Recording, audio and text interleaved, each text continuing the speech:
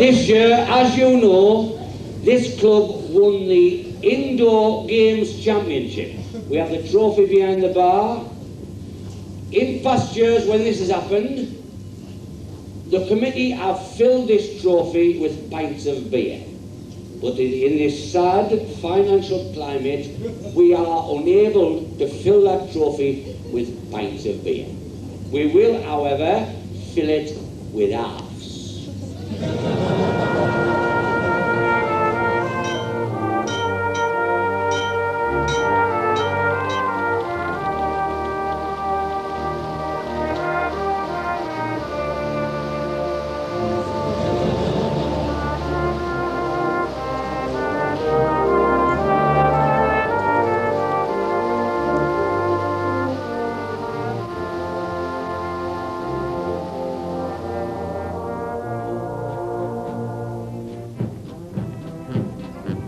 It's an organisation that everyone knows, but few know much about. Uniquely British, yet curiously enigmatic.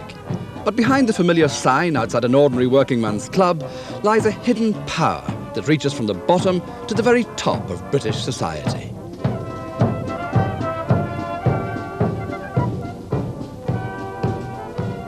When this union was founded, people had a very clear idea indeed of what they meant by working men. And I suppose the presence of a government minister at its annual conference gives a hint of the size and importance of the Working Men's Club and Institute Union.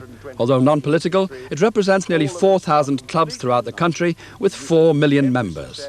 The 2,500 delegates here at Blackpool make this the biggest conference held in Britain. Economically, as well as socially, the CIU wields great power.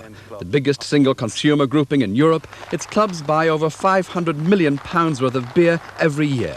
Ironical, since the man who started the whole thing off back in 1862 did so to lead the working man away from the evils of drink. He'd been shocked by what he saw as the blind ignorance and drunkenness of the Victorian working classes, by the men who took to drink to escape appalling conditions at work and squalor and overcrowding at home, encouraged by unscrupulous publicans only too glad to take their wages. That man was the Unitarian minister, the Reverend Henry Solly. The remarkable Mr. Solly stepped out of the shadows and into the mainstream of social reforming with a burning crusade to give working men places to meet for recreation, social intercourse and self-improvement away from the temptation of the pubs.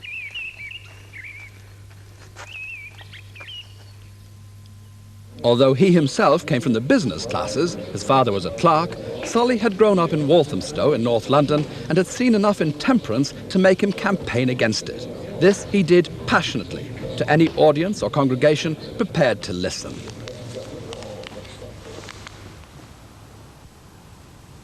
One night, upon returning from a temperance convention, I could not sleep for the thoughts that were crowding upon me concerning the brewers, the distillers, and the publicans who were reaping enormous gains out of the misery and the appalling degradation of their victims. Solly's plan was to form a union, supported by the rich and titled, to promote working men's clubs around Britain and taking in any existing institutes that wished to join. The time is evidently ripe for this movement. In all directions, earnest and benevolent people are groping after the means of making isolated efforts for elevating the working classes above debasing vice and ignorance. From dukes and earls to self-made millionaires, the wealthy were won over by Solly's enthusiasm. With Lord Brougham as its first president, the Working Men's Club and Institute Union was formed at a meeting in London on June the 14th, 1862. Solly at first was honorary secretary, but a year later gave up the pulpit to work full-time for the union at a salary of £200 a year. With apostolic fervour, he began promoting the idea of clubs for the lower classes and extracting money from the rich, and he was good at it. Queen Victoria sent him £50. The Prince of Wales, later to become King Edward VII, gave £21. And Mr. Gladstone, his concern for once distracted from fallen women, gave £10. The list read like who's who. But why do they do it? Conscience. Pure conscience. I think the social conditions in the mid-19th century in Britain were so appalling.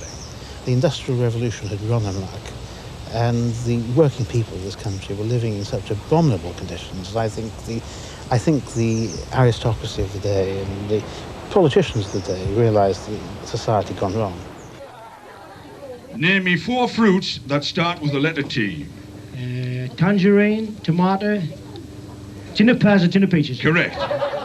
Visit the average working men's club today, and it's hard to believe that the movement was born out of conscience and patronage, much less out of the desire for temperance. The truth is that the charismatic Mr. Solly hadn't a clue what the working man wanted.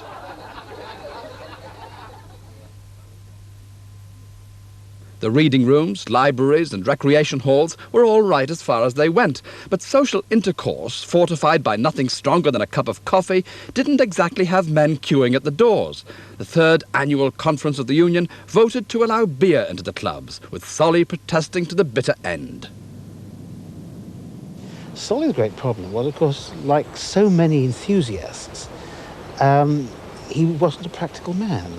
And he would go around opening working men's clubs, but they would fail the week after he'd left them, you see. So the first 20-odd clubs that were open, not one of them lasted more than 2 years. It needed a man like Hodgson Pratt to actually provide the muscle, the administrative skill, and the ability to do practical things, which Solly hadn't got. Hodgson Pratt took over as one of 3 unpaid secretaries when, after 5 years, Solly resigned in a fit of pique. Pratt salvaged Solly's chaotic administration, stopped the rot of clubs dropping out of the Union, and established its political independence. But at the grassroots, change was slow. Working men were relied upon to produce the wealth of the nation, often in the most appalling conditions. But even among the social reformers, they weren't thought capable of handling their own lives and leisure. While the workman sweated down the pit or in the factory, his club was run by local gentry and the CIU council by remote, albeit well-meaning aristocrats. But one leading aristocrat ensured the Union's future by allowing the introduction of the associate card, guaranteeing Union members access to any affiliated club in the country. It was in 1875 that the Chancellor of the Exchequer, Stafford Northcote, wrote to the Union giving approval for a system which had been denied to other groups. It was to be a quarter of a century before the men who hewed the coal or rolled the steel controlled the Union. But once the fire of democracy was lit, it burned like a furnace in the movement. Men who spent their days in heat and grime were happy to wrestle at night with the administration of their clubs. Once they knew that decisions affecting the movement were theirs and theirs alone, they set about turning it into a force that was to reflect working-class ideals. The kind of men who built Britain's industrial base and were to see the country through 2 world wars developed their own definitions of comradeship, loyalty and mutual help. One of the great figures in Union history was Bob Chapman, who could wipe the floor with politicians and brewery magnates with equal vigour. He was a propagandist, and he liked to take on government. And in a strange irony, compared with Solly, he was always battling over the beer tax, and he was always complaining bitterly that the brewers would not tell the working man what was the gravity of his beer, you see. And every year there'd be a complaint to the Chancellor over the beer taxes, and every year there'd be a complaint that the working man ought to know what he was buying. But sometimes even Chapman's skills were not enough. The major breweries squeezed clubs on the price of beer, and many were to go bust. Indeed, the battles have continued to the present day, and the current president makes plain the depth of feeling which exists. During the year, we have for the first time in our history held joint, and I may say reasonably friendly talks with our great enemies, the Brewers' Society and the National Licensed Victuallers Association. Mind you, I still don't trust them, who have kept their word not to attack us since. In 1919, there was a shortage of beer. A shortage of beer, can you credit it? It had to do with the Great War, and the brewers were charging too much for what there was. At least that's what the men of the North East thought. So they clubbed together and built their own brewery and brewed their own beer and sold it to the clubs at a fair price.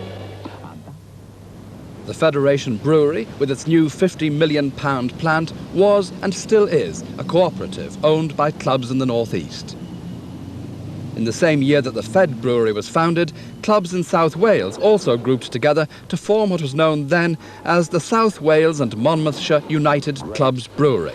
That club cooperative is better known today as the Crown Brewery. Great Western Bitter. These days, defence of the Union is more centralised than ever. Well, good morning, gentlemen. It is the appointed hour. I'll declare the meeting open. Now, we've all had a copy of the minutes of our meeting last month. Would somebody move that you signed a true and proper record? Seconded. Those in favour, please show. That's carried. The present Union executive meets in the Islington headquarters, paid for in cash out of the proceeds of its associate card sales.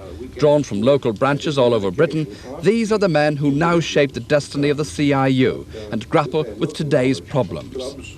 Issues like bingo duty, tax on gaming machines, common market legislation on the density of beer are the usual fare.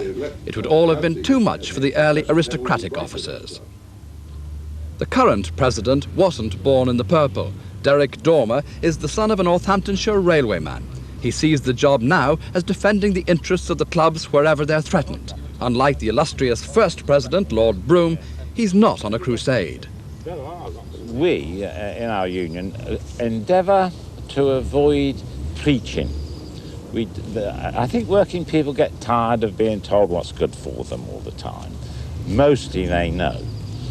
We believe very strongly in self-discipline, and we keep out of the do's and don'ts of the way to live, the way to laugh, and the way to enjoy oneself. Not all of it, but most. And if ever they suspect that that's what's happening, the rank and file aren't shy in explaining to the executive exactly what they think about it. But I think in this case, we're talking about the freedom of the member. We've always been proud of being free in this country in certain aspects, but when we start imposing penalties on people and saying you must, this is where we come back in the rub in the clubs.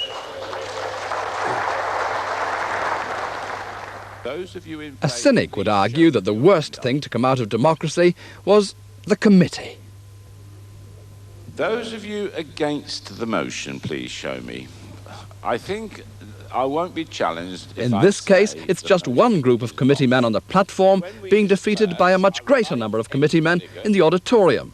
They felt they were being pushed from above. A working man's club committee man recognises no one as his superior. It takes a certain kind of man to take the position of a committee man anyway. And he's always on the end of funny stories because he's always been blamed. Everything that goes wrong is down to the committee man, and when it goes right, nobody bothers with him. Di Bowen is an example of how, derided or not, a committee man is a special breed. In over 45 years, he has held every office at the Kyra Progressive Club in South Wales.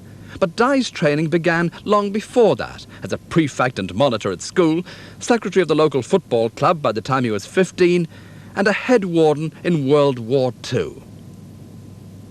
His devotion to duty and the CIU could never be doubted. Well, it's a great organisation, no question about it. They're offering everything, education, everything.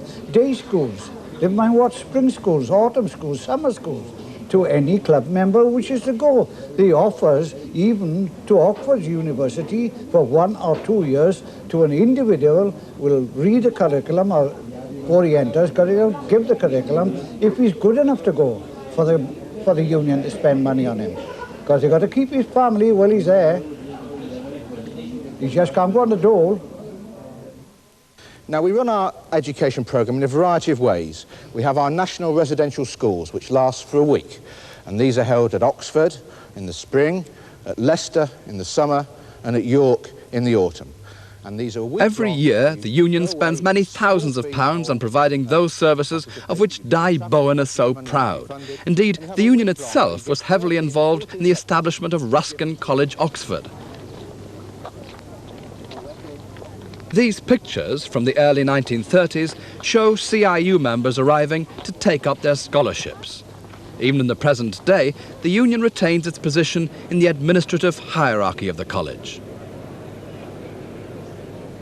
However, the number of scholarships has been reduced to only one at any given time. Its main aim these days is to see that those who run the individual clubs all around the country are sufficiently well informed to do the best job possible. I think it's been proved many, many times that lots of clubs sort of start to go downhill before they really get off the ground because their management techniques are wrong. We try to show them the correct way, CIU system of bookkeeping, of management, and hopefully nowadays how to budget. The main item this morning is to discuss the balance sheet for the last 6 months. You'll find like that for the last 5 years that we've had a loss, and for the first time we've made a profit of £91, which is fairly good.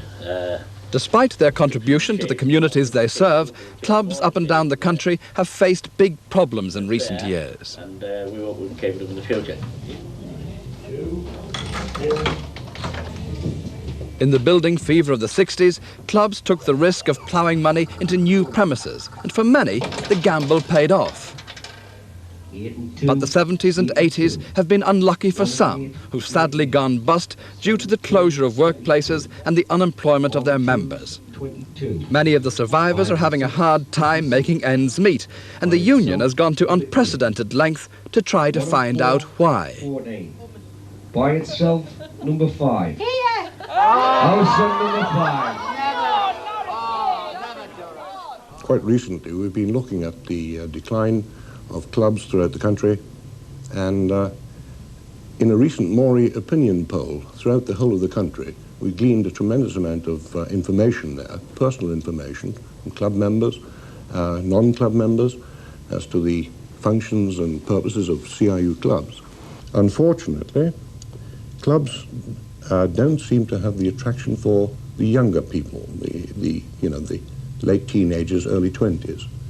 And we've looked at this in great detail, and we are absolutely stumped as to why the younger member doesn't look towards the club for activities, entertainment, you name it. He sees it as the haven for the middle-aged man. Well, yes, we've often said we've created a middle-aged society.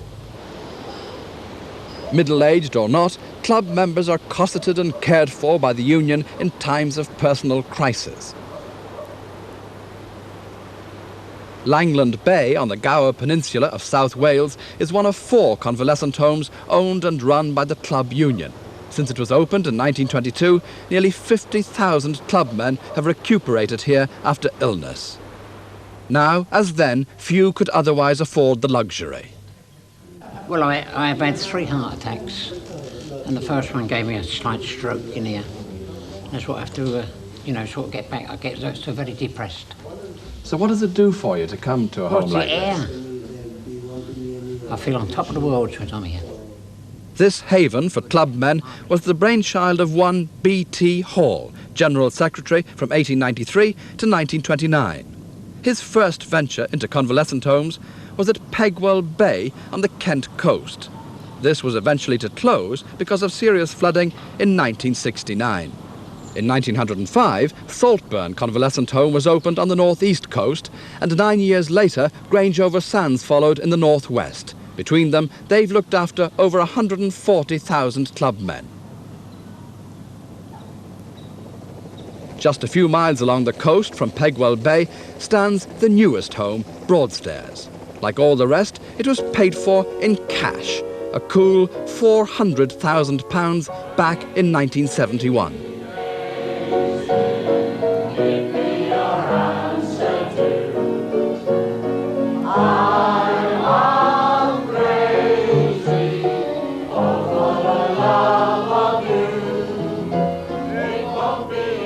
What they got for their money was the last word in comfort and aftercare, and plenty of indoor and outdoor recreations to tempt the convalescent into recovery.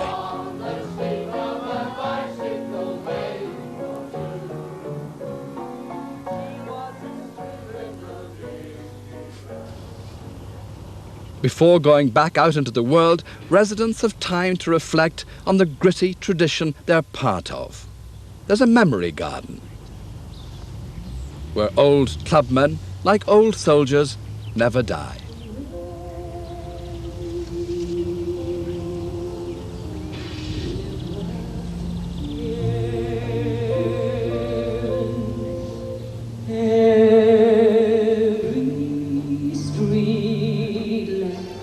Whatever the feeling for the past, the most modern of working men's clubs appear to live very much in the present.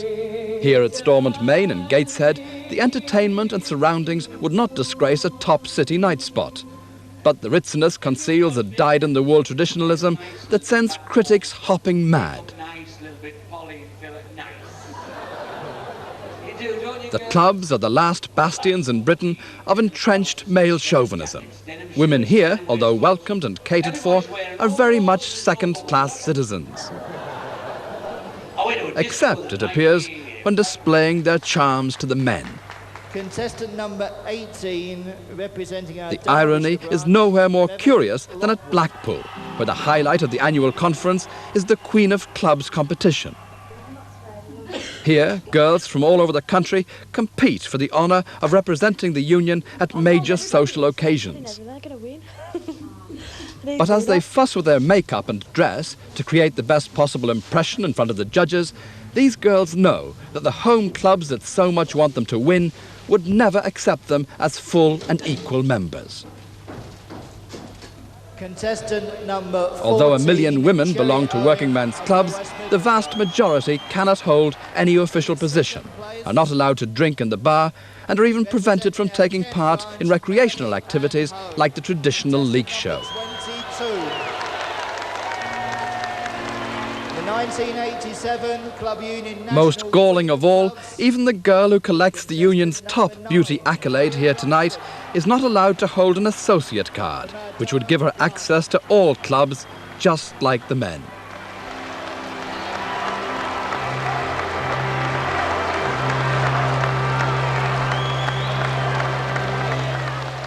Our firm policy is aimed at the full involvement of ladies.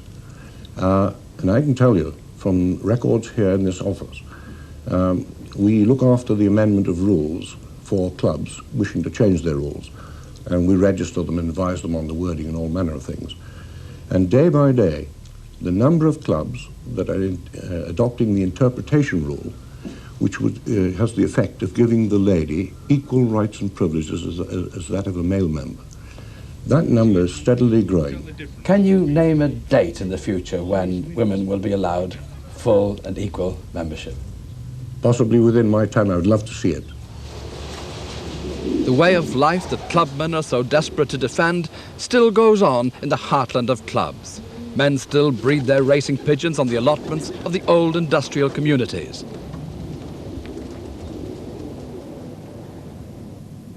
Their neighbours grow leeks for the local club show. Thousands of trophies are provided by the Union for the winners in a wide range of sports and competitions. Snooker, naturally, as well as billiards and darts, forms the basis of the indoor competition. And the clubs can claim to have set many a famous sportsman on the road to success. The world champion billiards player, Norman Dagley, was playing in one of our amateur championships, and he easily defeated another lad who's quite well known, Steve Davis, in our billiards final. Steve had his revenge and won the snooker, because they've gone on a bit since then. So also has the club union, all the way in fact to the seat of government itself. Can I welcome you all to our meeting? In my opening remarks, I'm pleased to announce that 3 years and 3 months ago, we were, of course, the new... Yes, it's another committee, but this is one with a difference. Here in the Palace of Westminster, the club union has inspired the biggest all-party committee in Parliament. Committed to look after the interests of all non-profit-making members' clubs, that effectively means it's the CIU's very own powerful lobby in Parliament. Set up in 1984 with just a few MPs, like Topsy, it growed. Until now, it has 152 MPs and 6 peers. Everybody, it appears, wants to be a friend of the union.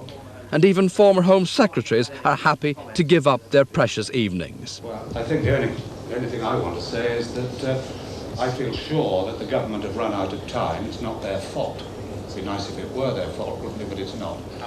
Honourable members may castigate each other in the chamber of the House of Commons, but here they're happy to bury the hatchet and ponder such momentous issues as bingo duty and the tax on beer. Gordon Beja, Labour, and Greg Knight, Tory, are unlikely bedfellows as joint chairman. You obviously represent all private members' clubs. How important is the C&IU within your setup here? The C&IU are the backbone of the club movement in this country. Tremendously important, and they represent an awful amount of people. They're probably the longest established, I would think. And what mustn't be forgotten, that they do provide an awful lot of educational background. I mean, they do train people to run what is a very big business now. There is a large amount of their money expended in training people how to be a secretary of a club, how to get their proper qualifications to run it. They have a background of convalescent homes for aged members. They've got a tremendous social background. They even provide scholarships to some of the colleges. Not content with having friends only at this impressive court, the club union is looking to influence the Europeans as well, with a lobby in Strasbourg. We want to recruit them to our cause in order that they can then both have a watching brief on what's going on, and then most crucially, when it really matters, they'll be able to persuade their colleagues from all the other countries what it is that we're concerned about, what it is that we want, and do the job of representation really effectively. That's what we're looking for from Europe. The strength of the club union is that it marches into the future with a huge reservoir of commitment and tradition to sustain it. The achievements of past stalwarts echo down the years and challenge the present generation to match them. It's a loyal organisation and likes to remember the men who made it great.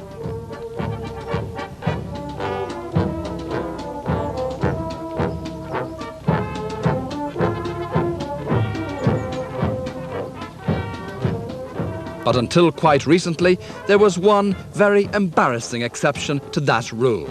The union had lost track of the grave of its founding father, Henry Solly. Eventually, it was rediscovered in the Oxfordshire village of Childray, where the union has now placed a fitting memorial over it. But there remained one final search. When the union left its original headquarters on London's Clerkenwell Road, many records were lost or destroyed. And it has never been established just which is the oldest club in the union. Many excellent old clubs around the country have at one time or another claimed the distinction. After an awful lot of very frustrating detective work, suddenly we struck lucky. Our search took us here, to Walthamstow in northeast London. It's an area that Solly himself knew very well. He spent much of his early life here. But what we discovered was an absolute gem of union history hidden at the end of this obscure little alleyway. A sign above the passageway gives a hint of what lies ahead. But there's little else to suggest we're about to find the long-lost link in our story. Finally, as we come out into the light again, there in a backyard stands the Walthamstow Working Men's Club and Institute. It opened its doors and joined the union on the 22nd of November 1862, just 5 months after the formation of the union itself. This, without a shadow of a doubt, is the oldest union club in the country.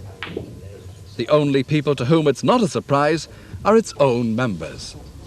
We've always known we're the oldest club in the union, even up in 1912 when we had our Jubilee. Our records prove that we was the oldest club in the union. Well, how come the union didn't know? The union never bothered to ask us. Did you bother to tell them? No, I never. As far as I know, the old members never bothered to tell them. The really quaint thing about the Walthamstow Club is that there were 50 members when it was founded, and there are 50 members now. But there's something even more intriguing about it. From 1862, when Henry Solly was in the thick of his temperance crusade, to the present day, it has never sold intoxicating liquor. There isn't even a bar. The only concession to refreshment is a teapot on a table in the corner, from which members may purchase tea at 5 pence a cup. The founder himself would indeed have been proud.